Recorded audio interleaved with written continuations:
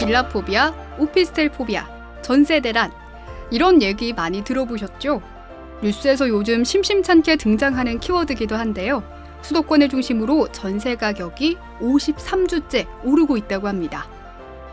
임대차 3법이 시행된 지 4년 차인 올해 7월 말부터는 더 큰 후폭풍이 불어닥칠 수 있다는 이야기도 나오고 있는데요. 전세 가격 도대체 왜 오르고 있는 걸까요? 그리고 얼마나 오를까요?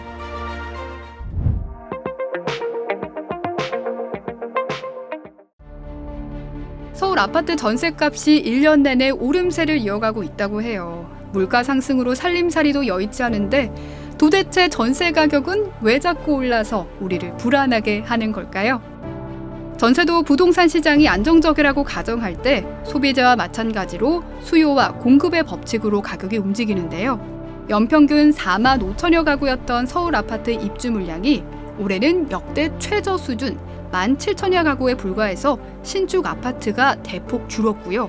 또 2년 전세 계약 후 2년을 더 살 수 있도록 보장해주고 계약을 갱신할 때 전세 가격 상승폭을 이전 계약금의 5% 이내로 제한하는 임대차법이 시행된 지 어느덧 4년. 올해 7월이 되면 집주인이 전세금을 대폭 올릴 수 있을 거란 우려도 나오고 있기 때문입니다.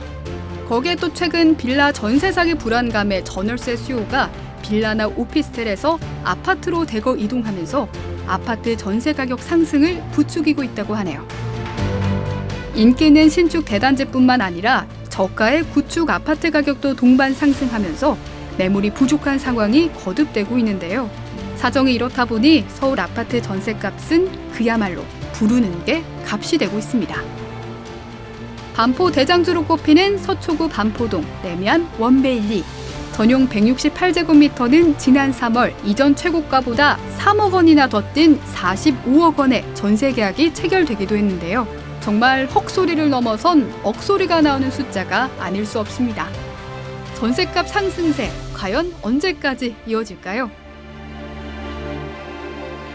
그러니까 모든 자산 시장과 거래 가격은 많이 빠지면 많이 오르게 돼 있거든요. 그래서 그 전에 하락했기 때문에 오르는 기간도 좀 길다라고 판단할 수 있고요. 또 하나는 뭐냐면 지금 시장에 매물이 좀 감소한 상황입니다. 그래서 신규로 전세를 구입하려고 할 때 상대적으로 높은 전세 가격을 계약할 수밖에 없는 그런 상황입니다.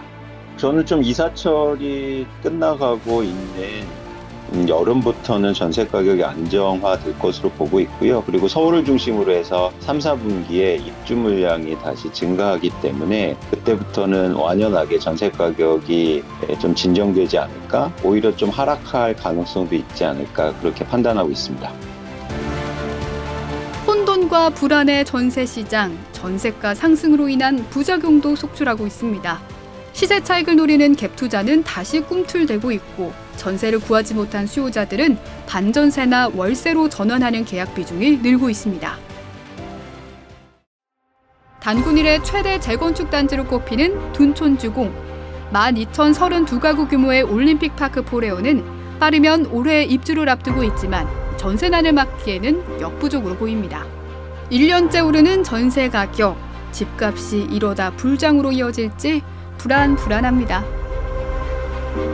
여전히 2년 전보다 전세 가격이 낮은 지역이 많은데요. 오히려 전세난보다 역전세난을 겪는 집주인들도 적지 않고요. 그래서 당분간 전세 가격 회복은 좀 더 이어질 것으로 예상이 됩니다.